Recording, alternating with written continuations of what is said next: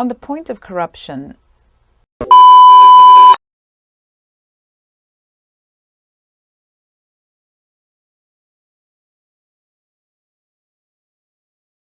corruption is a global problem, which nearly every country on Earth deals with in one way or another.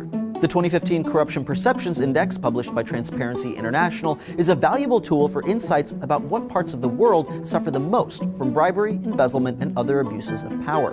In particular, one region that stands out is Africa, specifically the Sub-Saharan. According to the index, 6 of the 10 most corrupt countries are in Africa, with Somalia at the bottom of the list.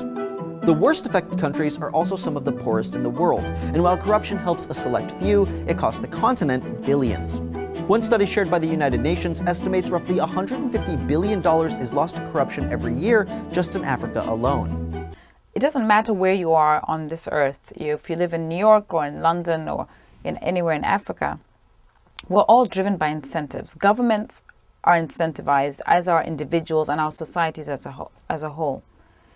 The problem with aid, which is essentially giving free money to somebody with no recourse, means that the incentive structure, it introduces a very negative incentive structure.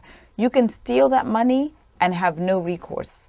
You can use that money for non-productive activities and there's no penalty. There's no punishment. You don't lose office. You don't end up in jail. And because of that, what in economics there's a rent without, you cannot have rent seeking, which is the economic term for corruption or graft. You cannot have rent seeking without a rent. And unfortunately, aid provides that rent in the context of many African countries. And it's a very easy thing to steal. I don't think in the African context you can separate the aid model from the political leadership that we have. The good African leaders that we do have across Africa are actually because they themselves have a moral qualm to actually do what's right. What I mean by that is it's all too easy if you are a good leader to become bad and a bad leader to become worse.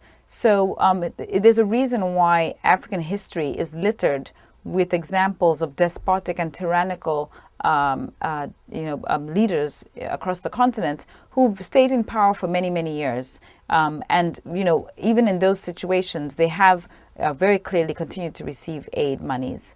I wish I could sit here and say, actually, this is a figment of the past. It's not. There's still many African leaders that are still facing charges, very regularly. Most recently, we were still hearing of governments that are actually being sued for stealing aid money. So this is not something from the past. And I think it's virtually impossible to strip out the aspect of political leadership from the aid model. The notion of lack of accountability immediately comes in when you've got an aid model.